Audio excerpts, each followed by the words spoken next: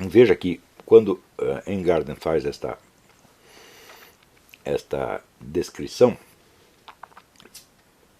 ele não está propriamente analisando, ele está apenas recordando a sua própria experiência e descrevendo-a da maneira mais exata possível. Quer dizer, o que foi que eu percebi neste objeto? Né? O que é que eu realmente sei dele? O que, é que chegou para mim dele? Então, tudo isto são providências preliminares a uma resposta à pergunta que nós fazemos no começo, que é o que é a filosofia. Né? Então, quando nós temos esta descrição em camadas, nós podemos perguntar de tudo isto que compõe, vamos dizer, a imagem que me chegou da filosofia, qual é o elemento que, se for retirado, elimina a presença da filosofia? Vamos experimentar um por um. Eu retiro, por exemplo, todas as universidades, toda a atividade universitária e todas as profissões. Com isso acabou a filosofia? Claro que não. Pode haver filosofia sem isso. Eu retiro todos os livros impressos. Pode haver filosofia sem isso? Pode. A filosofia de Sócrates é sem livros. Nós conhecemos a filosofia de Sócrates por depoimentos. Não é isso?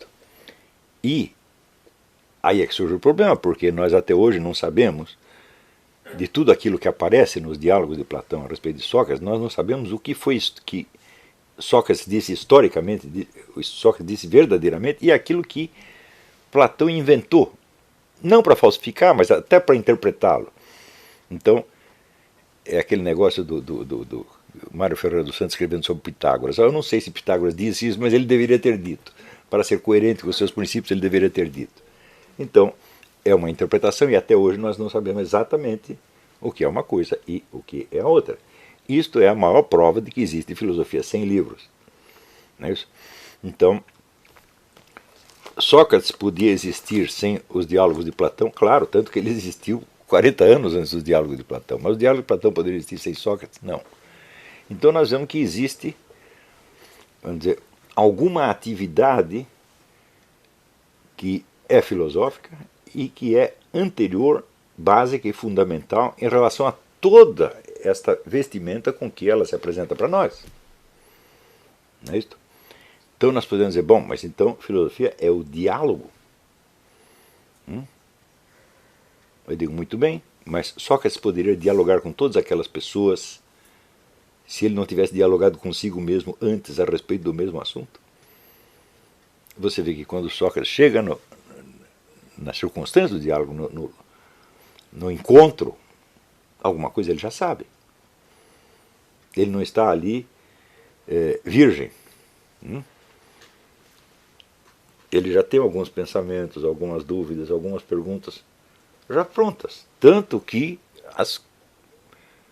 os diálogos começam, em geral, com Sócrates fazendo uma pergunta. Não é isso? Quer dizer, se ele fez a pergunta é porque ele já vinha pensando no assunto antes. Então, retiremos os diálogos. Sócrates não tem ninguém com quem conversar, ele está absolutamente sozinho. Mas isso que ele está fazendo já é filosofia, não é?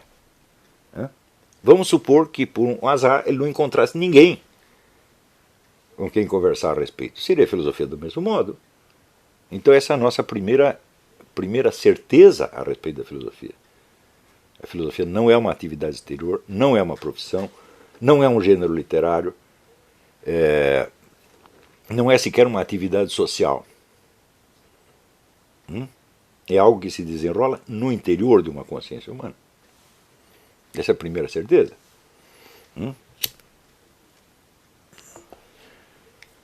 Claro que nós podemos dizer que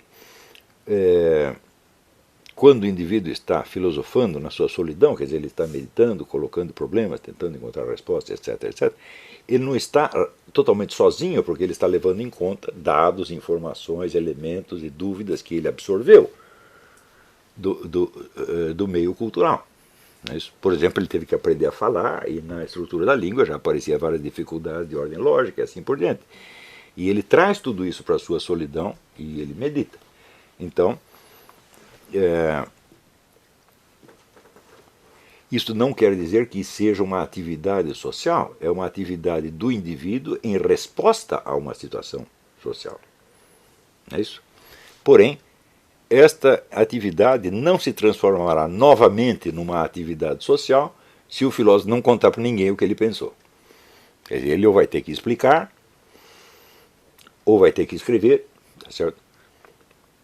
Quer dizer, seja falar ou escrever. É bom saber que no tempo de Grécia e Roma não havia indústria gráfica como nós temos, e que o que significa, o que eles queriam dizer com lançar um livro? Como se lançava um livro na época em que não havia indústria livreira?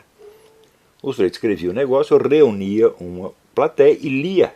Então era como se fosse um discurso, uma oração, ele agia como se fosse um orador, tá certo? Então o instrumento básico era falar. Quer falasse de improviso, quer lesse uma coisa escrita, ele estava falando nos dois casos. Portanto, esta atividade que veio da sociedade e se condensou na solidão da alma do indivíduo, ela só volta a ser uma atividade social depois que ele falou ou escreveu. Portanto, este falar ou escrever já é uma atividade secundária. Ele teve que filosofar sozinho primeiro. Não é isso? Quando você estuda a vida de René Descartes, e você vê ele confessar que praticamente a filosofia inteira dele apareceu para ele numa só noite, onde ele tentou dormir várias vezes, ele teve 3 sonhos, ele estava na Alemanha, tá certo? Ninguém estava em volta estava sabendo disso. Ele foi escrever isso muitos anos mais tarde. Não é isso? No entanto, nós podemos negar que aquilo fosse filosofia? É claro que não. Então, essa é a primeira certeza que nós temos. Então, o primeiro item, né, o primeiro traço definidor da filosofia, nós vamos encontrar aí. Bom, é uma atividade de meditação solitária. Tudo o mais é expressão ou materialização dessa atividade e não faz parte dela. Isso é absolutamente fundamental. Por exemplo, você imagina, se você escreve um livro, você entrega para o editor e ele vai compor e tirar cópias daquilo. Essas cópias fazem parte da filosofia? Claro que não. A atividade editorial pode ser, e geralmente é, empreendida por pessoas que não conhecem nada a respeito de filosofia. É uma atividade completamente distinta, separada, mas que serve de canal para que a filosofia do seu fulano chegue ao conhecimento de outras pessoas e elas possam, de algum modo, se incorporar à atividade dela. Né? Então, muito bem, é uma atividade da consciência solitária, tá certo? Não solitária no sentido solipsístico, dela estar isolada em si mesma, embora possa ser isso também, como no caso de Descartes, mas de uma consciência que, tendo recolhido o material da sociedade, se fecha em si mesma para resolver certos enigmas que na sociedade não estão resolvidos. Agora, se nós sabemos isto, nós já sabemos muita coisa, porque não há outras atividades que sejam exatamente isso. Não há mais nenhuma atividade.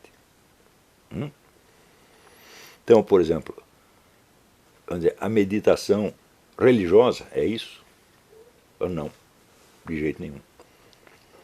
Porque ela é conduzida segundo uma pauta que foi ensinada e aprendida. Ela é uma repetição de experiências. Em segundo lugar, ela se desenrola diante de um Deus que é testemunha, ao passo que na filosofia você não tem a garantia da presença desse Deus. Com Deus ou sem Deus será a filosofia do mesmo modo. Não é isso? Quando você pensa nas artes, por exemplo, se você pensar o que é a literatura, você pode dizer que a literatura é uma atividade interior? Não, porque se ela não se condensou em obras escritas, ela não existe. Os romances não escritos não fazem parte da história do romance universal. Os poemas não escritos não são poesia. Não escritos ou não ditos, você pode, claro, dizer. Mas se ele só pensou, tá certo? Aquilo não faz parte da história da literatura, faz parte apenas da história da mente do indivíduo. Se você pensar assim, o que é arquitetura? A arquitetura são edifícios. Pode haver edifícios que ficaram apenas em projeto, mas você tem o projeto. Se você não tem sequer um projeto, aquilo não faz parte da história da arquitetura. O que é a música? São as músicas que foram compostas e executadas pelo menos uma vez, ou pelo menos que tenham uma partitura. Se não tiver sequer uma partitura, tá certo? E não tem nenhum meio de você executar aquilo, então está fora da história da música. Mas a filosofia continua sendo filosofia, ainda que ninguém a conheça. Isto é absolutamente fundamental. Quer dizer, Sócrates, meditando sozinho, antes de conversar com seus amigos, já estava praticando filosofia. Então nós temos uma pista fundamental para saber o que é filosofia. É a única atividade humana que é puramente interior. E na qual tudo o mais que compõe a sua presença no mundo são elementos externos. Um grupo de amigos, uma escola, uma editora, um público, tudo isso é externo. Não é isso? Então, é claro que aí nós entendemos também outra coisa fundamental. Em si mesma, a filosofia jamais pode ser uma profissão. Ninguém vai pagar para o sujeito pensar e não contar para ninguém. Isso é absolutamente impossível. Portanto, as profissões filosóficas, ditas filosóficas, elas estão ligadas a atividades secundárias ou auxiliares da filosofia e não à filosofia. Não é isso?